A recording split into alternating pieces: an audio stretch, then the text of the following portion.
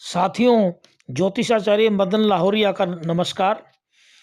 आज की इस चर्चा का हमारा विषय है ज्योतिष की असली बात।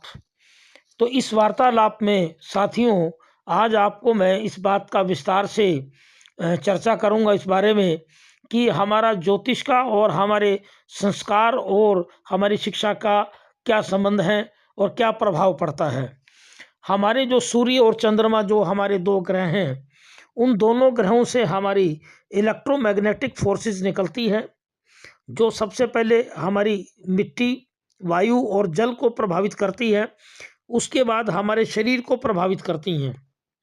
तो और जो हमारी जितने भी हमारे पौधे, वृक्ष और पौधे, पत्तियाँ, जीव जंतु और मानव हैं, उन सबको वो इलेक्ट्रोमैग्नेटिक फोर्सेस सूर्य और चंद्रमा से जो निकलती हैं वो पूर्णतः प्रभावित करती हैं। जगत में केवल दिन ही नहीं, रात भी है साथियों, अंधकार भी अच्छा है। जीवन के अंधकार से घबराएं ना। उदासी, चिंता, क्रोध, क्लेश, उल्लास और दुख हमारे जीवन का अंग है और हमारे जो ग्रह हैं वो इन्हीं चीज़ों को कारण दे करके इन्हीं चीज़ों का हमारे शरीर पर प्रभाव डालते हैं। इनसे हम भाग नहीं सकते। यही जीवन की चुनौतियां हैं, इन्हें स्वीकार करो। धैर्यपूर्वक इनसे मित्रता करो तो जीवन जीने की कला आ जाएगी। तो साथियों, इस बारे में और विस्तार से बताते हुए मैं आपसे ये बताने जा रहा हूँ कि जीवन का हमेशा सामना करना चाहिए। जीवन का सामना करो, मुकाबला करो। मुश्किल क्षण भी होंगे, पर एक दिन तुम देखोगे कि उन मुश्किल क्षणों में भी तुम्हें अधिक शक्ति दी, क्योंकि तुमने उनका सामना किया। मुश्किल क्षणों से गुजरना कठिन है, पर वे ही तुम्हें समर्थ बनाते हैं। अगर तुम्हें पीड़ा भी मिले तो सहो, यही पीड़ा तुम्हें मजबूत बना देगी। यही है असली ज्योतिष का ज्ञान। क्योंकि जो हमारे ग्रहों का प्रभाव है उसमें हमारे कुछ ग्रह ऐसे हैं कि जिनका दुष्प्रभाव पड़ता है और मानव के मस्तिष्क को प्रभावित करके हमारे चिंता का विषय देता है। उन सब से बचना चाहिए। बदलते समय में तथ्य भी बदलते हैं, ये भी सत्य है। एक समय की वास्तविकता दूसरे समय की वास्तविकता नहीं हो सकती।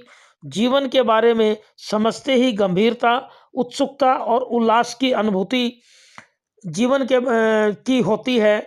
बचपन में जो आनंद होता है वही बढ़ती उम्र में समस्या और सवाल बन जाता है। जिस प्रकार जन्म के समय के ग्रहों का प्रभाव पूरे जीवन भर एक जैसा नहीं होता, उसी प्रकार समय समय पर होने वाली घटनाओं का प्रभाव भी बदलता रहता है। जहाँ संदेह खत्म होता है वहाँ विश्वास शुरू होता है। साथियों, हमारा शक करना इंसान को पीड़ा देता है। कभी चाह और कभी भय का भ्रम, कभी संस्कार और विचार का भ्रम, तो कभी रिश्ते का शक, दूसरों के प्रति नकारात्मक विचार है। ग्रहों के प्रभाव से ही भ्रम और शक, संदेह की स्थिति बनती है। तो साथियों, हमारे मन के 10 संसार हैं। एक प्रहर में ही किसी व्यक्ति के मन के असंख्य भाव आ जाते हैं। पल पल के ये बदलते रहते हैं। इन्हें ही मन के 10 संसार कहा गया है।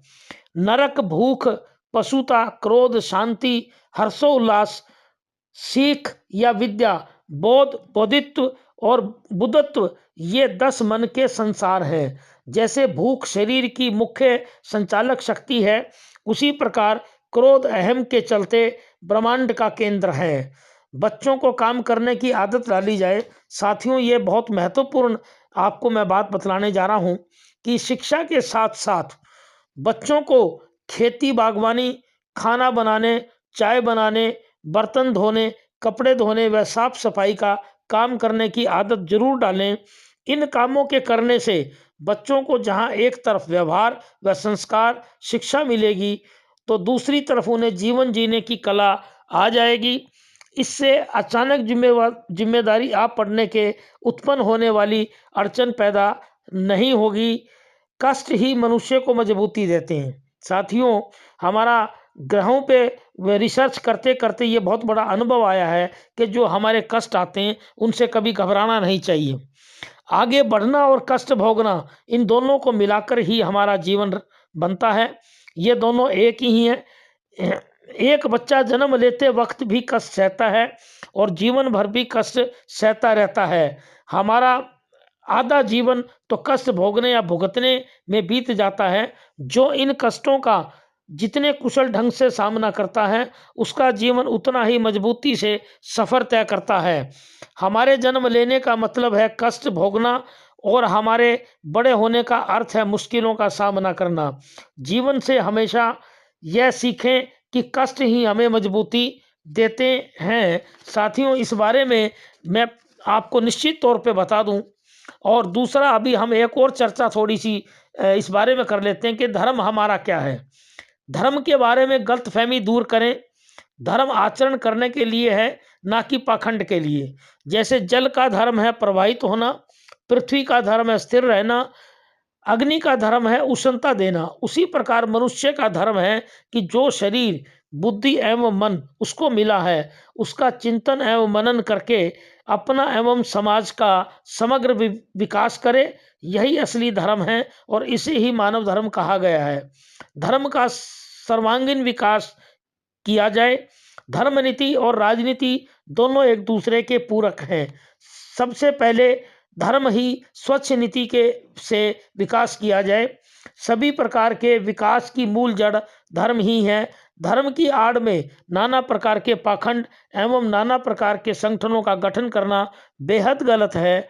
धर्म का असली मतलब है कि लोगों को अच्छी शिक्षा दो, बेहतर रोजगार दो, बचपन से ही मेहनत करने की आदत डालो तथा कारीगरी एवं हुनर सिखलाओ ताकि हर मनुष्य प्रगति कर सकें।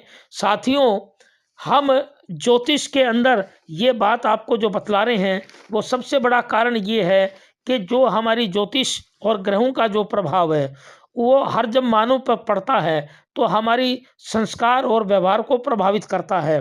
तो हमारे वास्तविक रूप में जो हमारी धर्म का आचरण ही हमारे ग्रहों के दुष्प्रभाव को मिटा सकता है और हमारी व्यवहारिकता, संस्कार और व्यवहार प्रबंधन में हम ज्योतिष के साथ लगा करके आप सब लोगों को ये हम निश्चित तौर से गाइडलाइन समय समय पर देते रहेंगे। तो साथियों, आज हमारी ज्योतिष की असली बात की जो चर्चा है, मैं यहीं संपूर्ण करता हूँ। जय हिंद, वंदे मातरम। साथियों, ज्योतिषाचार्य मदन लाहोरिया का नमस्कार। आज की इस चर्चा का हमारा विषय है ज्योतिष की असली बात। तो इस वार्तालाप में साथियों, आज आपको मैं